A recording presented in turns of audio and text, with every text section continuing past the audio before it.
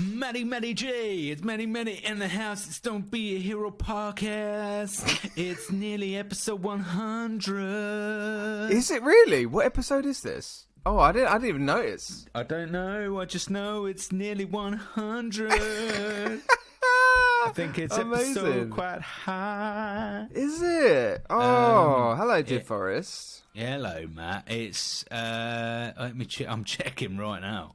Checking on the podcast. No, I'm checking. No, I'm checking. He's checking. I'm checking. You're checking. We're all checking it out. Whoa. Remember that song? Oh, Chris, right? Chris yeah. Cornell. Yeah. No, Chris Cornell.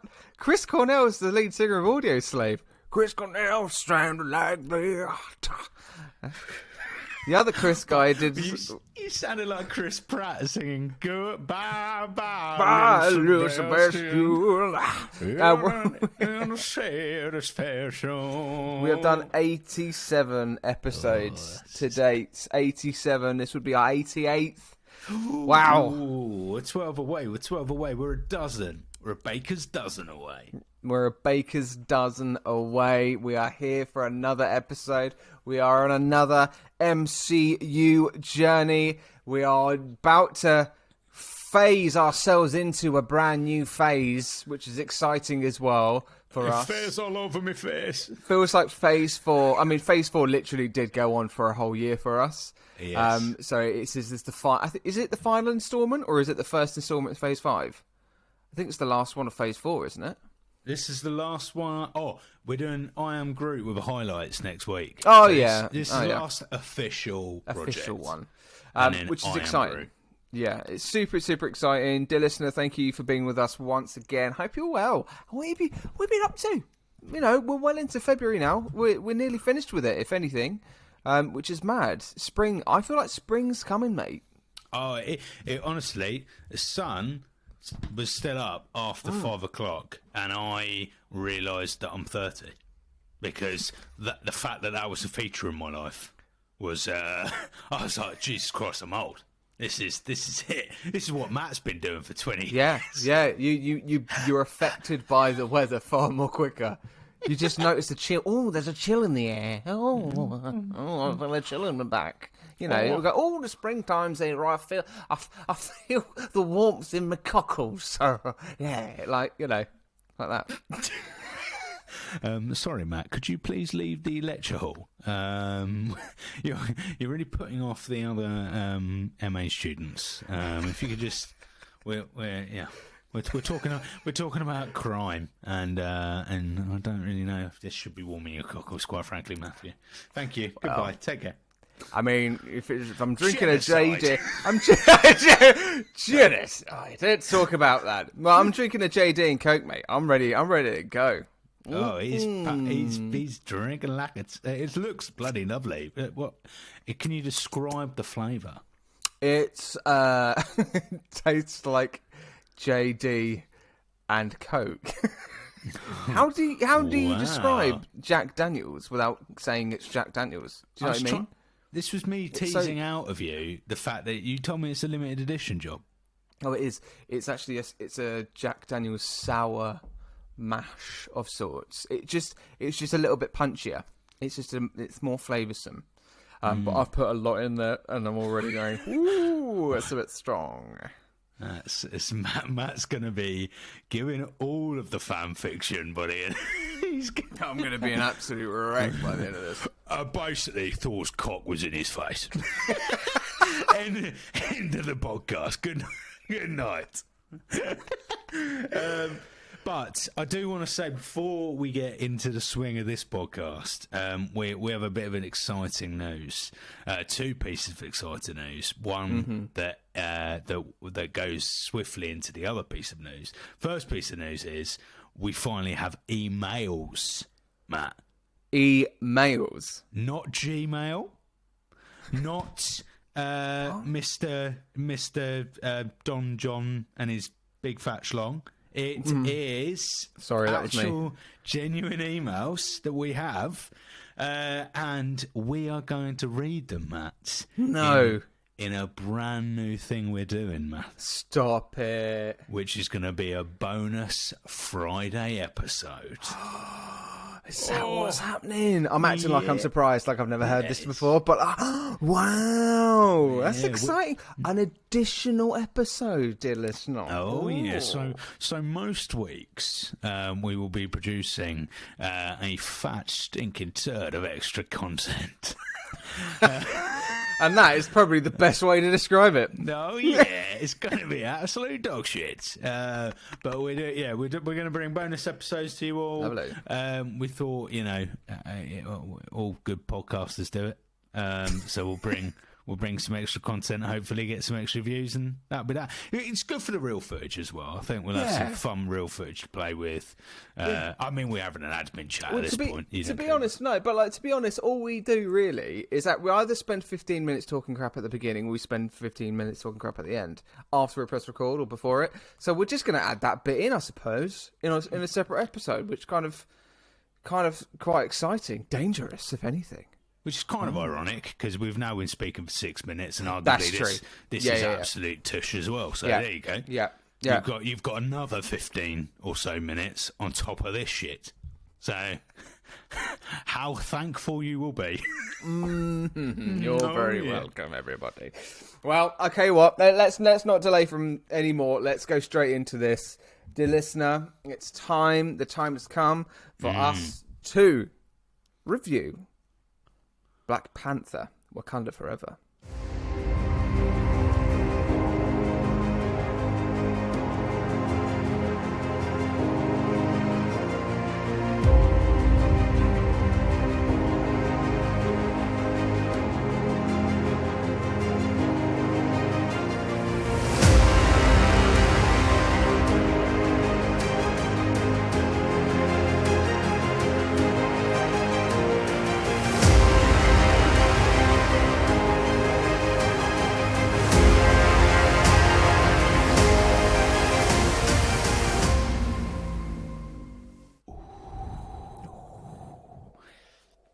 That was an interesting just that sigh meant a lot there.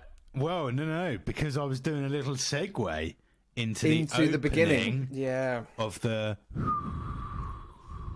Oh yeah, no, but the Marvel titles. Yeah, but your out breath gave me like a weight to it in terms of what your thoughts are.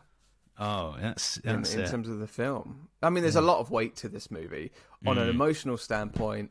There's a lot in it, and we'll talk about it. But fine. We know what this is. So we're doing Wakanda Forever, everybody.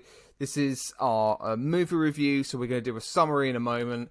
But before we do that, dear listener, this is again an opportunity for you to engage in the podcast even more so. Please make sure you're giving us a rating on Spotify, Apple Podcasts, wherever you're listening to this right now. Give us a 5-star rating. Let us know what you're thinking about it. Give us a review. It goes so far. Really appreciate it. Awesome as well to see so much engagement on our reels. We're churning out much more content on Instagram at the moment as well, so really appreciating everybody sticking with us. The journey is exciting. Okay, mate, should we go with a summary? Before we do that, shall I give you a little synopsis? Yes, sorry, that's what I meant. I'd have just by this point, just tell me what's going. Yep, it's already going. This is going to be fun. Right. Let me just sit on my cockles and drink some more. Oh, here we go. Honest to God, where this hour is going, I have no idea, ladies and gents. Right.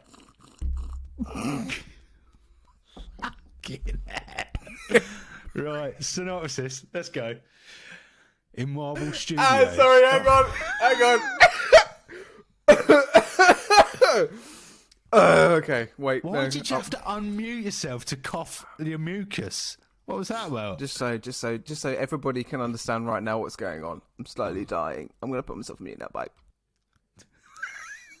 He's giving me right old. He's got proper bug eyes. He's opened his eyes. Oh my God. Right. Anyway, let's go. So, In Marvel Studios' Black Panther, Wakanda Forever, Queen Ramonda, Shuri, M'Baku, Akayo, and the Dora Milaje fight to protect their nation from intervening world powers in the wake of King T'Challa's death. As the Wakandans strive to embrace their next chapter, the heroes must band together with the help of War Dog Nakia and Everett Ross and forge a new path for the kingdom of Wakanda. Okay, mate, I've got to be honest. You started off there like you were just reluctantly reading a bedtime story. You're like, it was like the fifth story. You're trying to get Peggy to sleep. You can't. You're like, come on, Peggy. It's time for you to go to sleep. And you're reading like Oi Cat. Have you heard the book Oi Cat, by the way? No, I haven't. It's a genuine, yeah. I'm sure that'll be Peggy's best book. She'd like that one. And then you just it got better, but it didn't have the weight as it did last week. It's two reasons, right? First reason being I'm so excited to actually talk content of this film that I just want to get this tired feature over and done with. And two, I had you doing this. Yeah, I'm alright now. Throughout. So there's a little part of me was slightly ill-adjusted when I first started that. But I'm sorry. So I threw you off, did I? Yeah, basically. Okay, so it's my fault that went tits up for you. It's poor co-hostmanship. Is it now? That's what I've just said there. But no, that's a good synopsis. I think that's detailed. It's got enough detail. Yeah.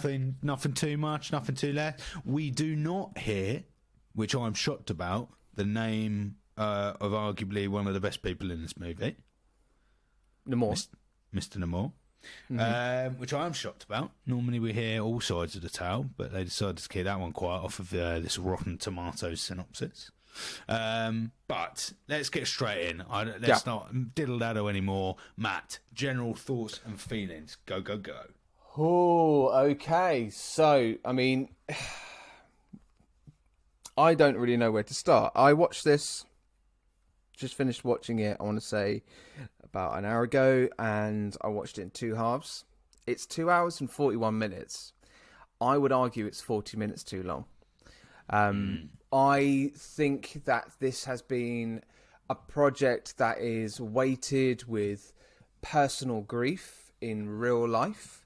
And I think the story that we saw was obviously not what the story was originally intended for Black Panther. And it felt like what happened. There were good moments. There were really interesting moments for story. In terms of character development, I think they made the right choices. With Shuri being our now Black Panther. However, I think there were unnecessary introductions to a certain character, which I'll talk about later, and just overcomplicated or just too much narrative. But it was a good movie, I would say, by MCU standards at this point. Against everything else, it was a good movie, but there were omissions. Let's use the word omissions within it. It's definitely not without its faults. But that's, I mean, to be honest, at this point in the MCU, to be expected.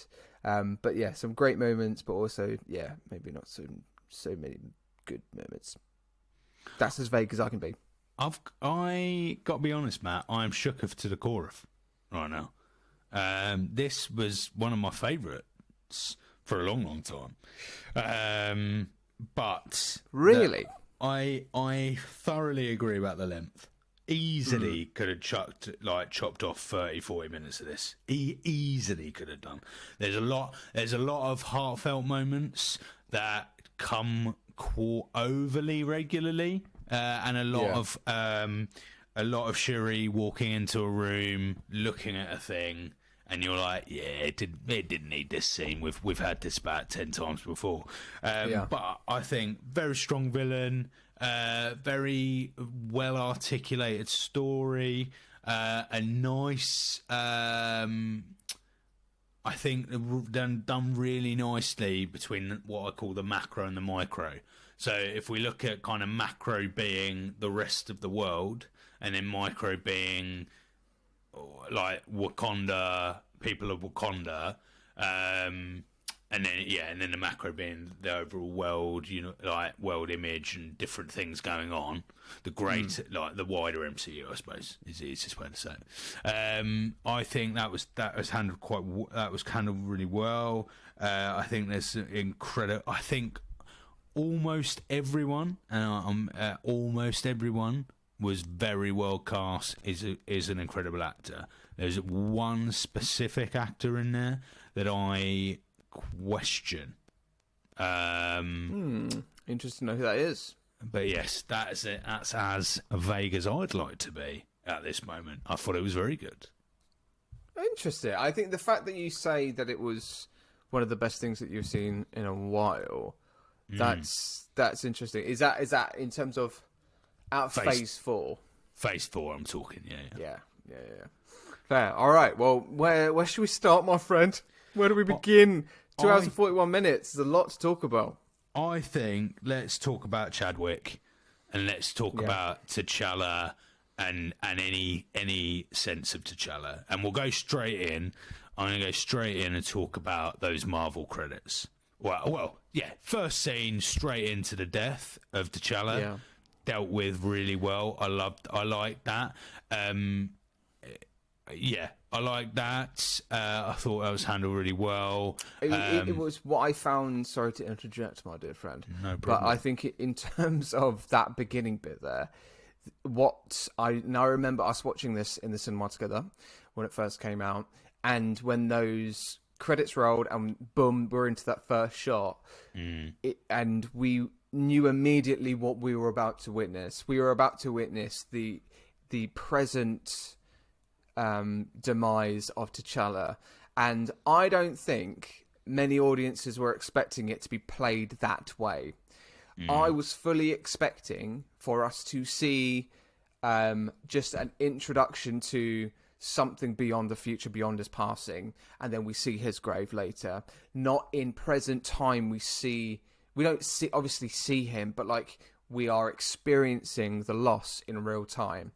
I think that was a really brave choice, and I think that was executed really well, and I think it set up the movie diligently, respectfully, and also it didn't hide away from the fact that the fact that Chadwick Boseman did unexpectedly go. We were all in that grief, and I think that was very interesting and very clever, and it's like a shared experience for not just the actors that are acting as these characters on screen, but also the audience that were also part of that in present. Yeah, I really liked it.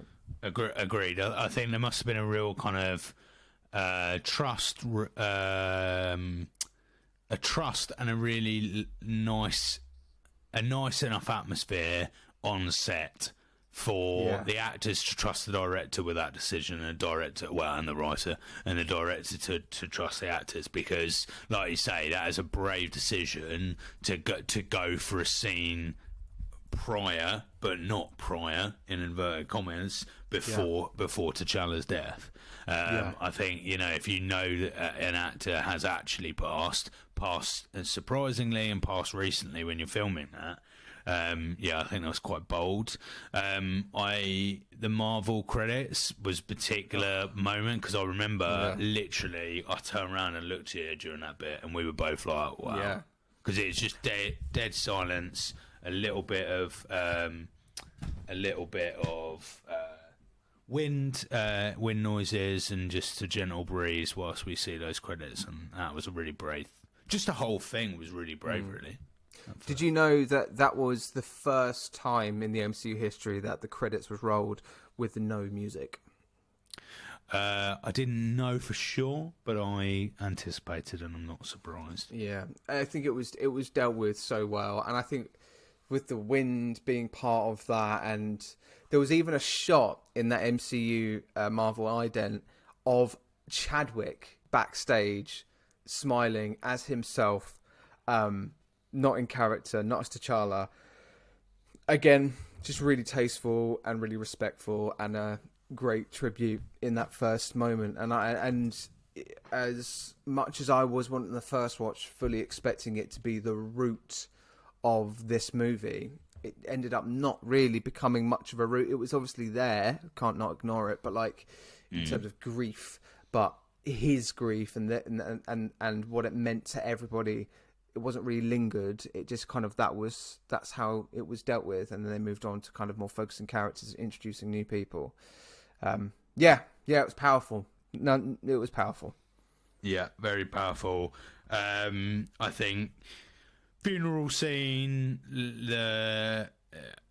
at the end, the bit at the end, I want to all of the Chadwick bits I want to deal with now, because it kind of, that was one part of the film, and then the rest of the film was. So I think watching Shuri at the end, there was a lot of scenes here where you're seeing the actors' real emotions, like just as much as the characters, and I think you could really see that play out. Again, another brave thing that they carried on with the filming of this. That must have been really, really hard.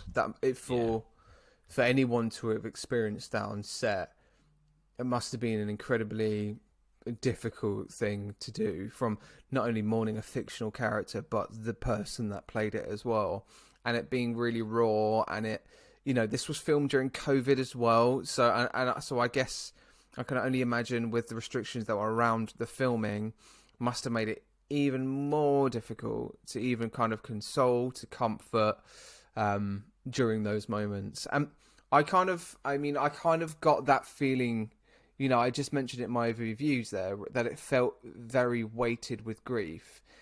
And it wasn't just obviously Chadwick's, there was another grief that you have to experience in the fictional realm of the story.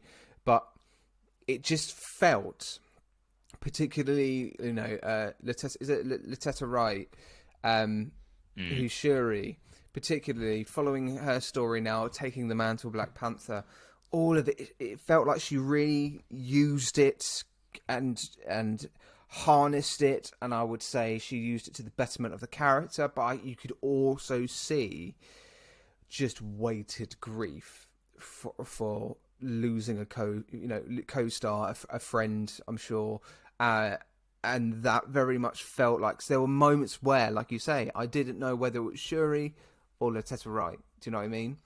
And whether that's a good thing or a bad thing, I don't know. Yeah, How's Peggy? How's Peggy doing? She alright? She's absolute being a menace.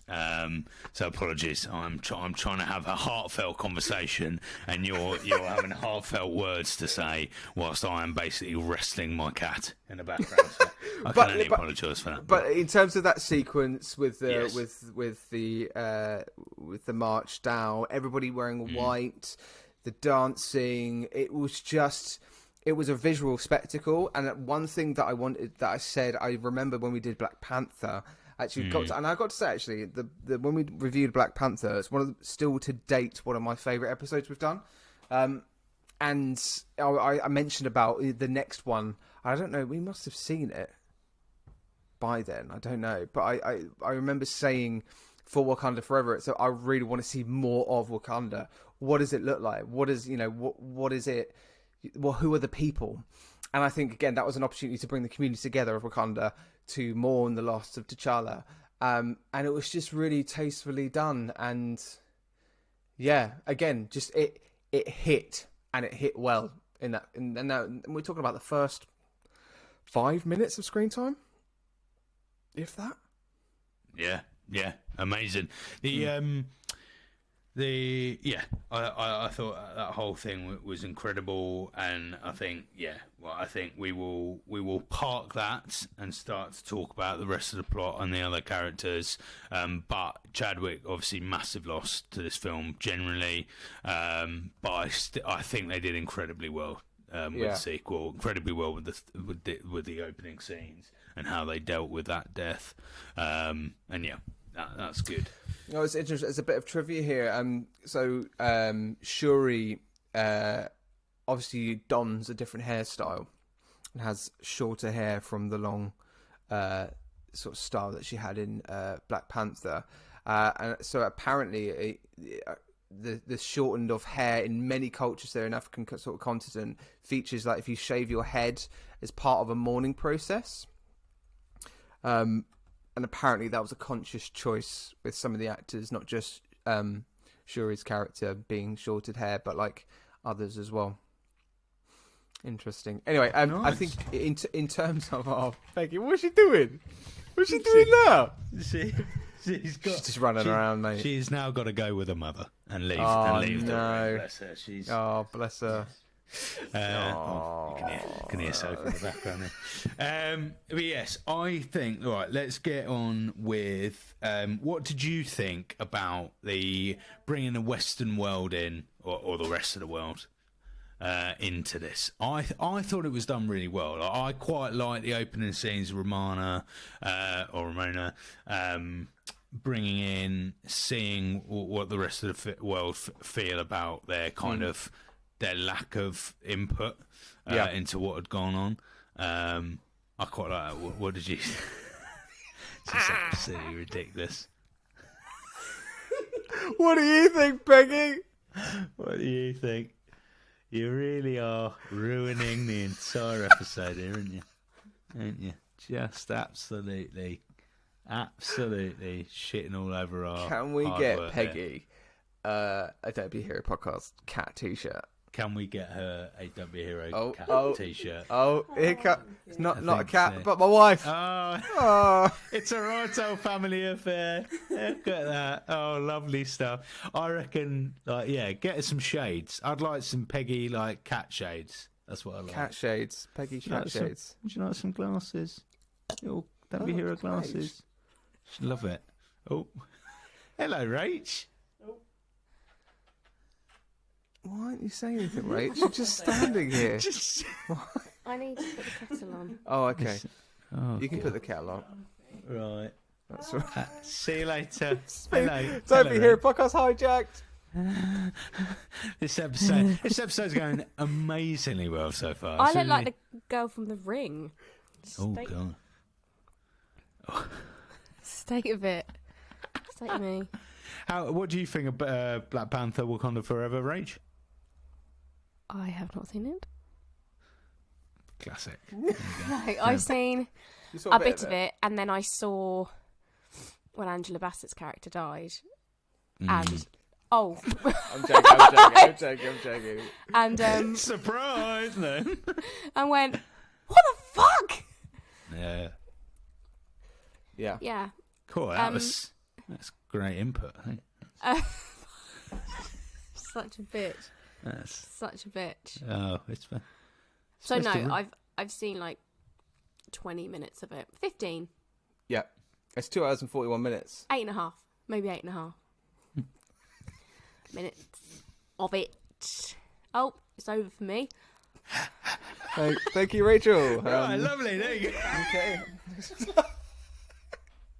So, what did you Ow! think? Debbie, he's gone. That's it. That is it. Sabotage.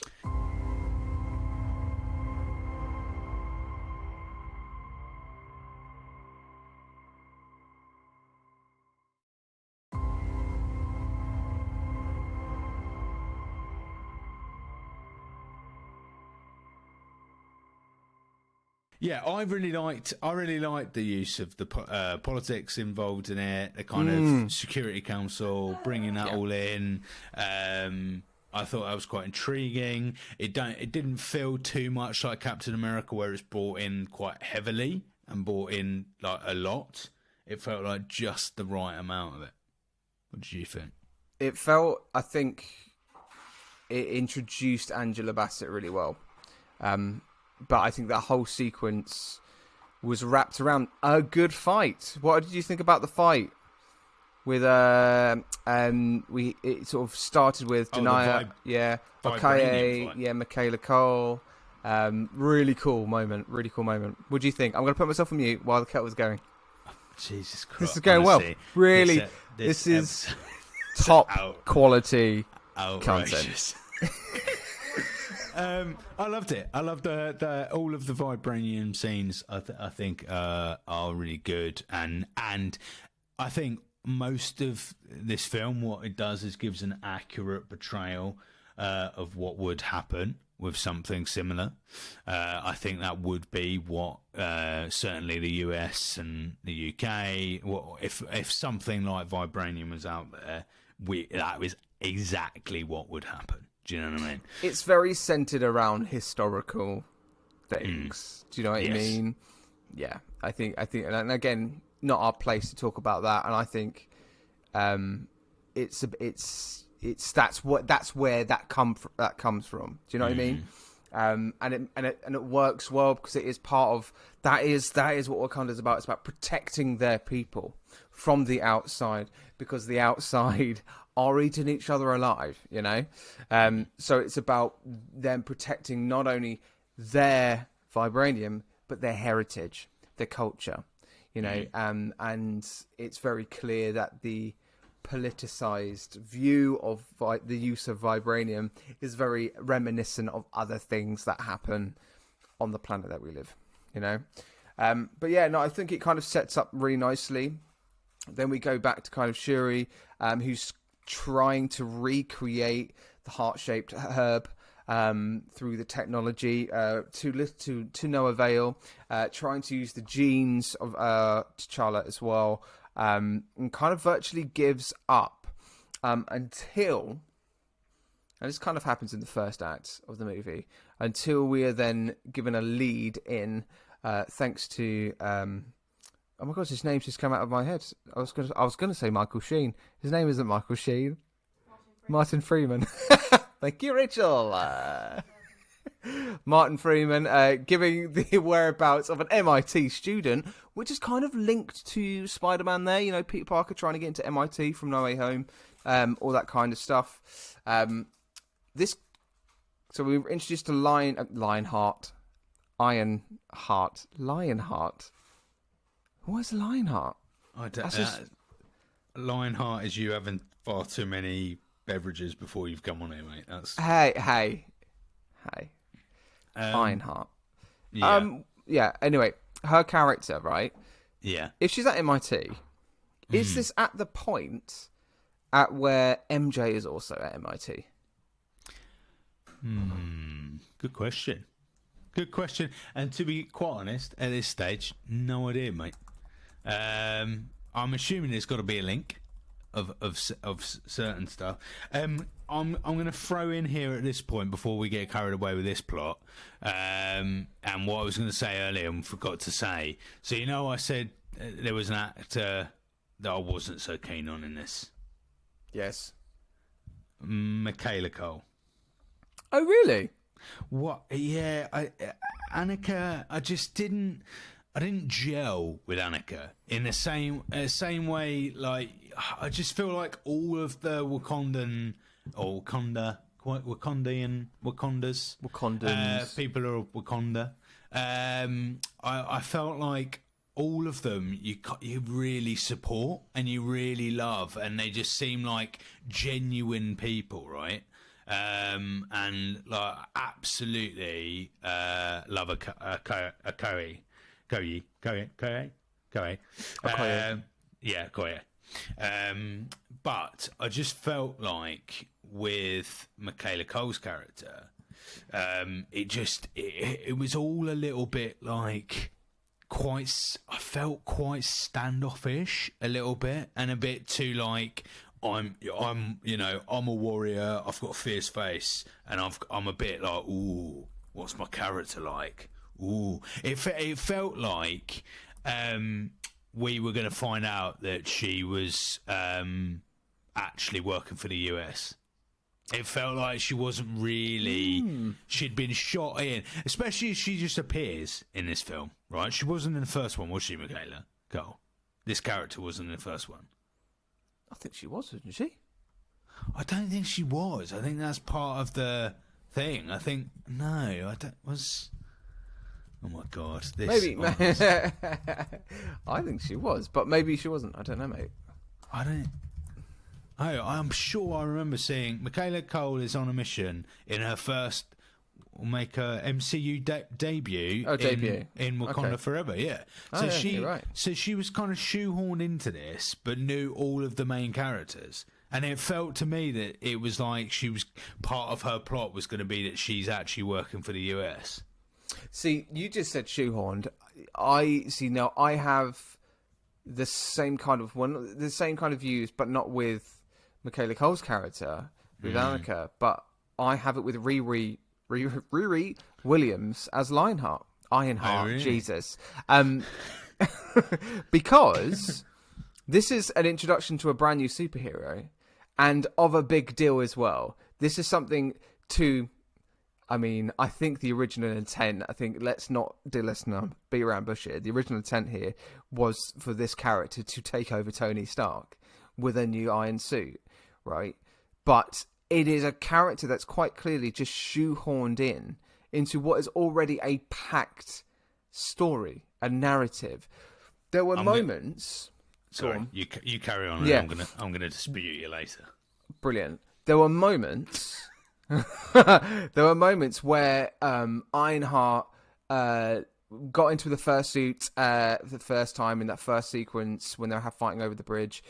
She went up into the sky. She ran out with air and plummeted down, reminiscent of the first Iron Man.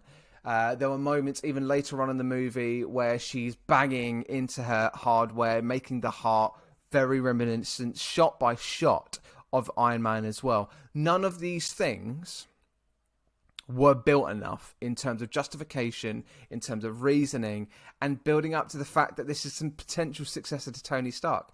There could even, there was not even like a hologram of Tony or a video audio message. Even like if there was like, even if we had Jarvis, why couldn't it be of like Tony Stark being the voice of Jarvis in a way? Do you know what I mean? For her, that would have been really cool. But it was just used as a plot point to further something else, when this was an entirely massive opportunity to create a character that could potentially be the head of, let's say, the Young Avengers. I just felt like it was unnecessary. I don't know if I agree. I don't know if I agree with you here, Matt. Well, then what was good about it? Your arguments confused me anyway. But I don't know if I agree. So she, in the same way Kamala Khan, idealizes, Captain Marvel, right, and goes, "Oh, I'm a fan of Captain Marvel." But I'm not going to replace Captain Marvel. I'm not Captain Marvel. I become my own hero. But I idealise and I really enjoy their work, right? Same here. Really, really enjoys the work of Iron Man. Creates a suit that flies. Happy days.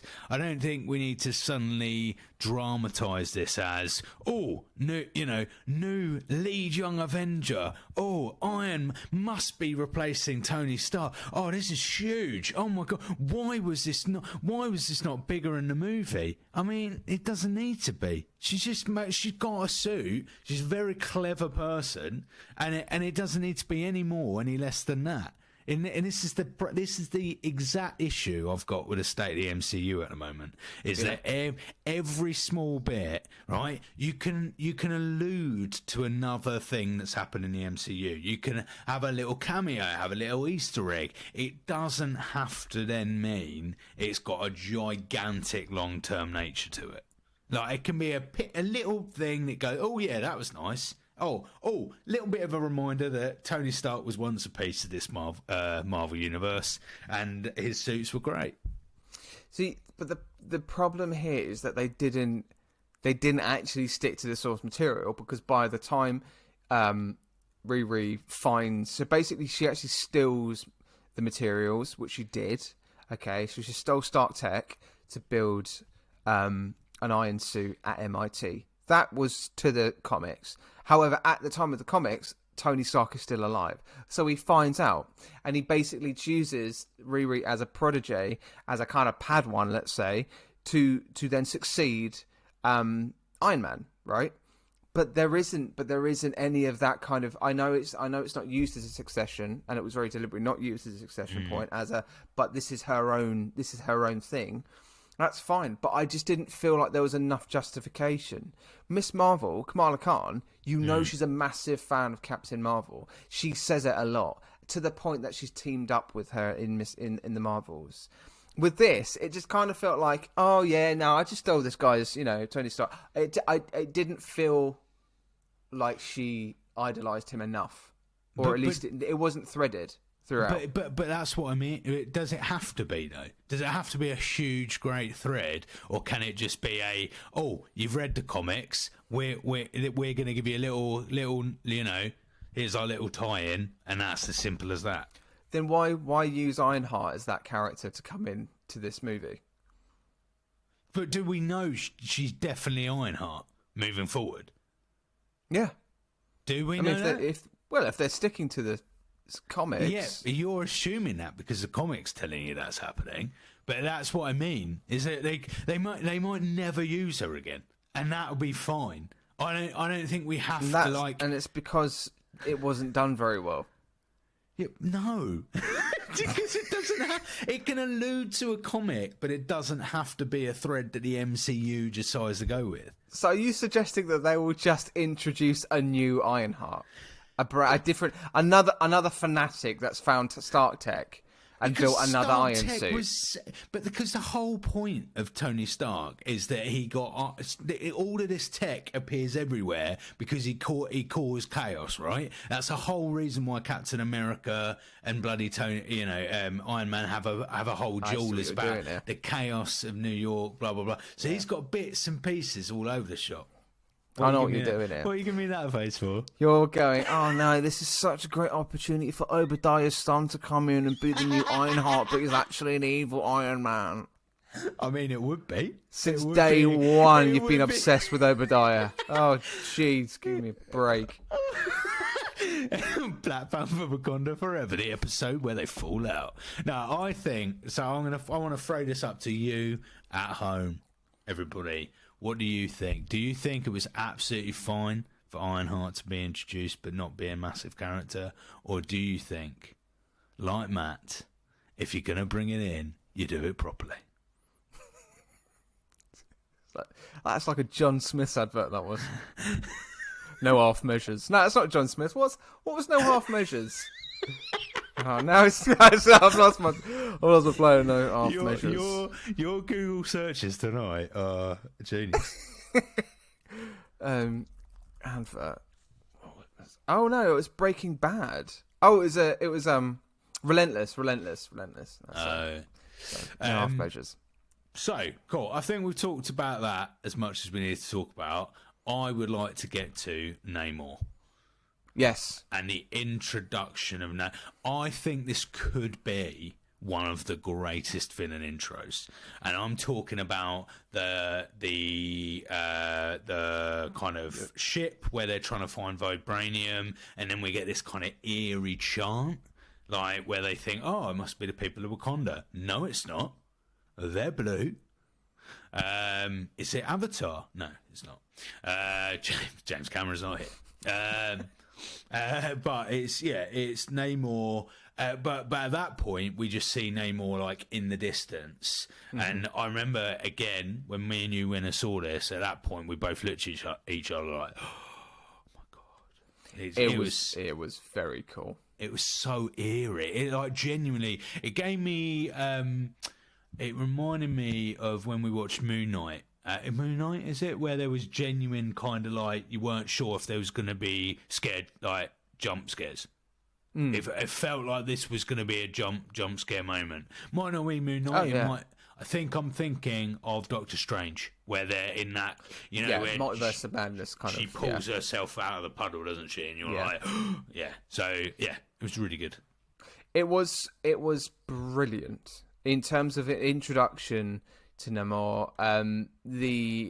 It's a mutant as well, so we've had the word mutant placed in the Miss Marvel series. This is the first time we actually see, and he says that he uses the word mutant in this. So it's the second time it was referenced, and yeah, man, like it was so eerie. The sound pitches, them being like taken over by the sound. Literally, that moment where you see the people just jump overboard, and that was quite. Yeah, it's quite scary. Like, and then when he kind of, you can see a silhouette of him with the lightning and stuff. Brilliant introduction. And it was cool. It was cool. Didn't remain that though. Do you not think so? I don't think, mate. Honestly, my rewatch of this has made me go, oh. Why? I think it was placed really well. But I think in terms of his character development, it was like, you can tell he was conflicted. He was protecting his own people. There are parallels between what he is doing and what Shuri is doing for Wakanda as well. That I get that. That all makes sense. However, I just feel like the fight scene, it just felt like it was missing something, and I don't even know what that is. It felt like it wasn't. She was coming in with rage.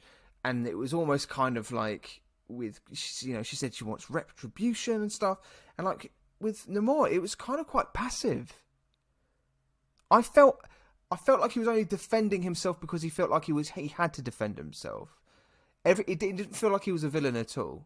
And I know he isn't a villain. Well, I know he doesn't end up being a villain. But like again, I am beginning to get tired of this though now. Where we are not getting just villains. We're not getting villains, are we? We're just getting people that are misguided. They end up fighting the heroes. I don't know. I don't know if I agree with that. I mean, he kills Ramona, mate. Yeah, but he does. You're right, he does.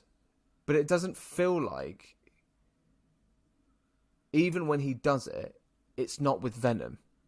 Yeah, I would say more with Venom, because he is selecting to get rid of Ramona rather than actually kill Shuri himself, right? Because he knows that by doing that he'll get what he wants from Shuri. The reason why I'm saying for me that is more villainesque than just like, I'm just going to kill everybody. Yeah, but there is a shot when Shuri comes flying in. Okay, seeing her mum face down on the top of the water, and he is there still floating. Oh, and he kind of looks like he's like, I can't believe I just did that.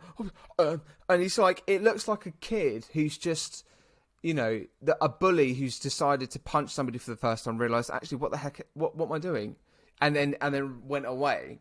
He didn't double down on it. As much as a heinous thing that was to do, there was this immediate like, oh, I can't believe I did that. Oh, run away. Like, no, cheap. I would have got rid of that bit anyway. That's it.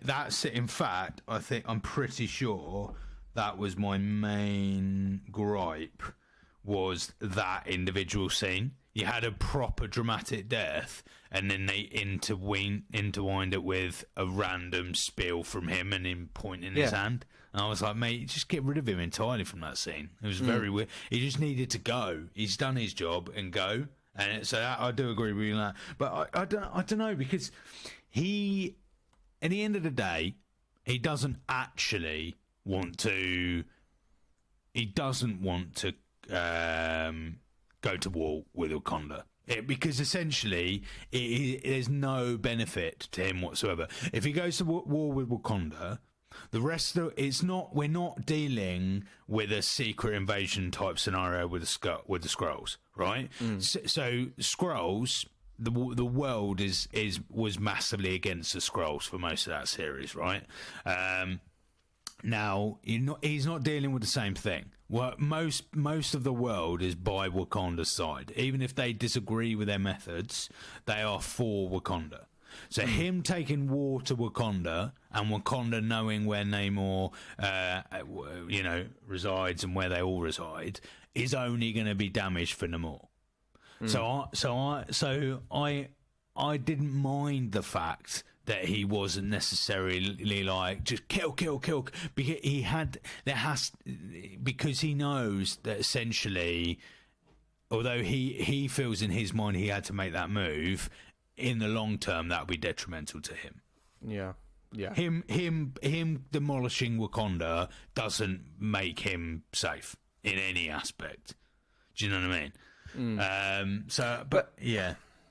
It the character is quite synonymous in the comics, and it was created as a opposing character for the Mutant Torch as well when it was first adapted. Did you know that, through the years of Namor potentially being put through a pipeline of a film project, TV series out there were multiple actors that were actually in the running to play Namor through the years? A few to be mentioned here. Dwayne Johnson was one. Michael Phelps was one. But actually, there was also, in an interview, Simu Lee, who is obviously Shang-Chi, commented back in 2018 in the Q&A that he was actually interested in playing either Sunfire or Namor, the Submariner, in the MCU. And so, it's interesting. They were quite clearly, if you think of the Namor we've got against, let's say, Dwayne Johnson, like they're very different types of roles in terms of personalities. Now, maybe what you're saying there in terms of what the performance was given here is that we saw a more compassionate, empathetic view of this character that was morally not corrupt, but morally just unsure of the choices that they were making just to protect their own people. And as well, they were living and have been living with vibranium for so long, and they have their own world literally under the sea, and they've been able to protect that for as long as possible. And obviously, this is their heritage is very built by Aztec heritage as well, and so it builds from that kind of stem. So it's been around for that long. I think there's a lot more to learn about this character, but again, with things that have happened with the actor playing Namor as well, not really knowing what's going on with the future there, with allegations and all that kind of stuff with the actor. So we don't know if there's a TV series or a film coming forward. But there was enough. I think there was enough. But again, I just feel like there was maybe too much for the character. I think with everything that was going around with Chadwick, with everything that was going around with introducing a brand new Black Panther, I think we just needed, just a bad guy. We just needed a villain, straight up villain with no empathy, with no remorse, just so we can see Shuri develop into the hero that is Black Panther. Because again, my gripe, which then leads into this, is that I felt that Shuri was unsure of what direction to take with this character, because what happened is that we had the death of T'Challa, which is a huge loss, but then a fictional loss with Ramona, so the Queen died as well. There was just, and then immediately she was like, I need to kill him. I'm really angry now. And then all of a sudden this anger, this rage, justified, but came out of left field.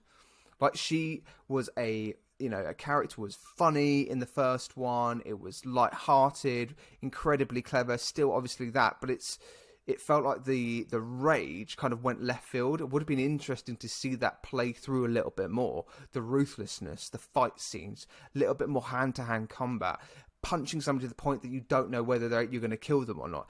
We need to see that, I think, a little bit going forward. That kind of, is she going to turn to the dark side? And Michael B. Jordan coming back as well. Which was really cool when she goes to the ancestral plane. I thought there could have been more opportunities for Michael B. Jordan to kind of be the devil on the shoulder, to be like, yeah, go on, keep, join the dark side effectively. There could have been opportunities with that, to then see her come out of that and go into the light, and the decision she said to spare Namor, I didn't feel like it was justified. I mean, I put out a post on a shared story on Instagram, and it was, I think it said something like, if it was me, I would have sent Namor, to the bottom of the ocean. And I think I would have been the same. I think the character, I think Shuri should have probably have finished him off.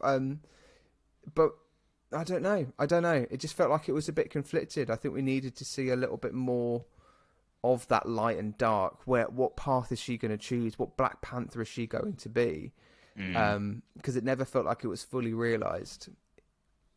No. We never got to the final stages of grief, really, until the end credits. Yeah. Yeah, no, I can agree with most of that. I feel like if everything you mentioned came to fruition, it would have been a 7-hour movie. And I think that actually they did have to go. 3 hours is probably enough. Literally. So let's follow what we did. I agree. I don't think in reality Namor would be alive. I think it was quite a false ending. What I would have preferred is and kind of alluded to at some points that it could have gone that way. I would have really liked it if for whatever reason, and they would have had to have built it up, is she ends up killing M'Baku. Because they kept going back to M'Baku coming into council meetings, taking the lead, all of this stuff, and he was featuring, and then becomes quite a father figure. But I would have loved it, and I think it would have made sense if it was the opposite. If M'Baku's presence got under Shuri's skin so much that she basically ends up killing him, or certainly maims him to like the nth degree, because then I think seeing the reaction from her own people would then drive her to not kill Namor. So she would and I think you could have rationalised that decision a lot more and seen her grief play out than what we currently saw. Yeah, as much as I would have hated to have seen M'Baku go, that feels like that would have been the most justifiable route to take, to then her decide not, to finish off Namor. But I talking about M'Baku, I felt like there wasn't enough. Loved that character. Loved that character so much. Yeah. 100%. And I think going from what we talked about last week, actually, about specials, doing more specials. So first time when we saw Namor's backstory, I was like, oh my God, this would have been an amazing, pre-special, 30, 40-minute episode, which then led into this movie. But I also would really, really like a special that looks at M'Baku's clan. And we find out more about M'Baku and as a leader, and I think he's a massively underrated, that character, and I would absolutely love to see more, for sure. 100%. Yeah, it sort of that you just said it was a false ending. I totally agree. It felt like everything kind of went to a finish line abruptly. The final fight sequence just turned up. It happened. Not many stakes at all. Having a nautical fight is quite unlikely for the MCU. I think there was opportunities missed there in terms of proper features. There were bits of visual effects that quite clearly felt unfinished. There was moments. I think it was the Angel Moonlight, not Moonlight. The I was gonna say Archangel. What's the kind of character that was created for Denaya's character? Okoye's character. It doesn't matter. But when Okoye arrived, there were moments where she was kind of picking off some people. It was just pure unfinished CGI. And then obviously the fight sequence with Shuri and Namor, it just happens. But it was quite clear. There was a lot of narrative, and what I found when we finished the movie, I was like, oh yeah, there was shit tons of exposition in this movie, from talking about Shuri's development with her character, Ironheart talking about her character, her backstory, learning more about I was going to say Martin Freeman's character, and we have Fontaine coming into the mix as well from a Hydra standpoint, learning more that the fact that they were actually married and recently divorced. That whole bit, I was like, this is way too much Put stuff. that in Secret Invasion. What are you doing? Can this content just be elsewhere? It's so weirdly random. Yeah, but then even Namor's backstory, that whole sequence to justify the fact that he's traumatized by the outside world, all that kind of stuff, and it's riddled with exposition to the fault of the movie because it's just too much story to tell.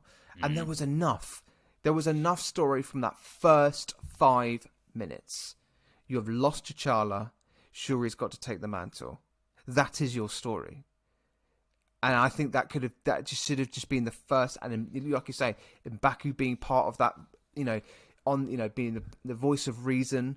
Yes, we could lose Ramona as the queen. That's all fine. Then maybe we have Michael B. Jordan in the ancestral plane being there as a figment of her imagination, and just having this kind of moralistic kind of turmoil. To then, what kind of Black Panther do I need to become? That was enough story.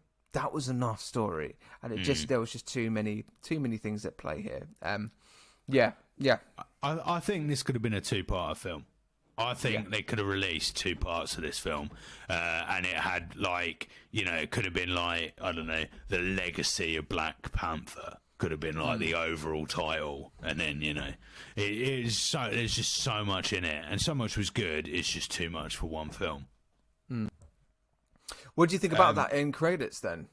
I know. So we've got Nakia, and basically Nakia comes in. She's been she's been away in Haiti for a long time, and basically Shuri goes over there to go and visit. She also goes. Did they ever give a name to what she goes and does? It's like a ceremony, isn't it? When she's on the beach and she's like, "Oh, I'll get set up," and she'll go, "Oh no, I can do this on my own." But I don't think we ever got told if that's like a particular cultural ceremony they were doing there. Was she burning her funeral garments? It was the white robes. I think. Yeah, I think so. It was something and it wasn't an important enough, to the story, wasn't integral enough, I suppose, for them to. But but anyway, she goes to do that, and then we get a really emotional couple of minutes there where we just watch Shuri. It was fantastic ending. I remember when we in the cinema when we watched that and the credits started going, we were like, oh yeah, that was really lovely. And then boom, end credits scene. We meet Mr. Prince T'Challa, Toussaint. We meet, who, by the way, I'm going to say straight there, that lad is the cutest, most adorable little actor I've ever seen in my life. The smile on that kid's face, he looked so excited to be in that film. Yeah. he was so and him, him and Letitia really must have got on, or Adam, just them two, just the chemistry really worked between those two actors. 100%. It was so lovely, and I'm excited to see where that goes. But again, Matt, it's like what we just talked about. So much in this film. I'm like, Namor's not even dead, so are they bringing him back? Where is Toussaint gonna come into all of this? Well, we've got a bunch of different characters that they can play with. It's insane. It's like it's so much oversaturation at this point. Just smaller, simpler stories. It's just because what's annoying about it is we will no doubt focus on the characters in these stories that we don't ultimately have the biggest connection to. Yeah.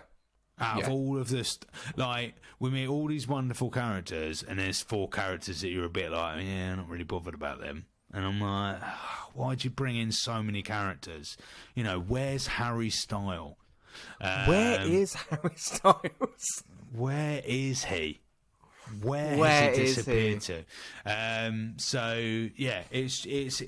But I always love it. It was really lovely. I can't wait to see Toussaint, Prince T'Challa in the MCU. See how that unfolds. Yeah.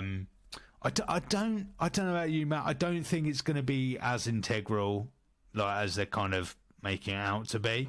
I mean, more than anything, to be integral, he's going to have to be a lot older. So we're going to have to do a time jump of at least 10 years for him to do anything of importance, I would have thought. Yeah. So unless that's what's going to happen after Kang Dynasty, we're going to jump forward or whatever. No? Secret Wars, mate, 2027. So that's nearly 10 years. You know, it's nearly 10-year jump there. You know, give or take 6 years there, Matt. But no, I mean this was filmed 2021, wasn't it? Well, yeah, true. We're talking about the actor though, aren't we? Not the character. Character wouldn't have aged. No, it'll be a different actor. I fully expecting a different actor. It's just I feel like we could potentially have Prince T'Challa turn up in Secret Wars. Yeah, possibly. Yeah. I mean, I'm. It's a bit unsure in terms of where this goes now. You know, does Shuri remain Black Panther? Is Shuri part of the Avengers movies going forward? I haven't seen any news about that. We don't really know what's going on with the lineup there. MCU are keeping everything very, very quiet on those projects. I would say until Deadpool 3 comes out, that's when we'll start seeing the ball rolling, because it's quite clear that Deadpool 3 is going to be very, very integral moving forward to the MCU. But yeah, we'll have to go and see. We'll have to wait and see. In terms of ratings, I'm gonna give this as a crisp rating. I'm gonna go like ready salted Pringles. Bog stand not bog standard. Maybe not ready salted. Maybe like sour cream. Let's do that. They're good. They're nice. They're nourish. There's enough there, but also you don't. And there's just too much. I think you can get too bogged down in the flavour there. It lingers as well. The flavour lingers. I'm going to give this movie as well kind of like 7.5 out of 10. Oh, okay. Well, I'm going to give this. I'm going to give it a full bag. And I apologise. Honestly, Peggy's on a mad one tonight. You can hear her banging in the background. She's going insane. I'm going to give this a full bag of steak. I'm going to go back to my steak. What are the thick the thick crisps? The ridge ones. Oh, the McCoys. Steak McCoys. They're a good old bloody. Good. Yeah, a good old pack. Like, whoa, got weight, got gravitas, but you wouldn't always go there. When you do, you bloody enjoy it. I think you don't always go there because it's a 3-hour film, and we know how much I distaste any film that's longer than 2 hours. I don't think there's any reason for a film to be longer than 2 hours. I think if it does, make it a two-parter, because what happens, we know, Matt, by this point in our podcasting career, that if it's above 2 hours, they have to edit the shit out of it, and then half of the good stuff's not in the thing. It's gone. Yeah. So just make it a two-parter. If it honestly is 3 hours long, make it into 2 parts and give us the really good stuff on both parts. So that's what I would give that. Also, do you know what I have just? This is what I've just been looking at, Matt. You know what's really, really interesting? So we're talking about we're waiting for Marvel news, right? And we're waiting for a lot of Marvel news, aren't we? Now, Deadpool 3 releases on the 25th of July, right? Now, do you know what else happens on the 25th of July? No. San Diego Comic-Con. Oh, you cheeky little sausage, you. And didn't Deadpool get delayed by 2 months? Wasn't it supposed to come out in May at one point? Oh, it's been delayed. Yeah, it was definitely delayed. Yeah. Now that implies to me that the only reason why they delayed it the last time to July is because they're saving all of the news that they can't say until Deadpool's out for the very same day. Oh my god, mate! I think we're getting a shit ton of Marvel news in San Diego Comic-Con.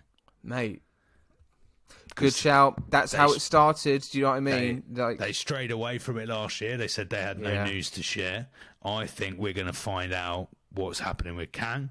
I think we're going to find out more about how Fantastic Four and X-Men are going to be roped in. I think we're going to find out name changes. I don't think it's going to be called the Kang Dynasty anymore. I think we're going to find out how many parts Secret Wars is it. I think it's going to be all of the news we've been waiting for, mate. 100%. They're going to announce Spider-Man 4 properly. They're going to announce Shang-Chi 2 properly. Like, mate, I think we'll be like, we're overwhelmed with news, mate. News. Oh, speaking of though, mate. Speaking of news, we have had some serious MCU little droplets of news, of which we need to talk about next week in our monthly news roundup episode. So, dear listener, it's not next week. It's not next week. Yes, it is. No, it's not. It's not the final Wednesday. Oh, yes, it is. Yes, it is. I'm absolutely lying to you. Jesus Christ. It's next Wednesday. It's next week. Monthly news roundup. We got Fantastic Four news. All of the other stuff to talk about. We got loads to talk about in that episode, Matt. We've got Fantastic Four news. We've got Deadpool 3 trailer news. We've got Daredevil news to be talking about as well. There is lots. There's lots. And like, genuinely, compared to last month, there is actually things to talk about.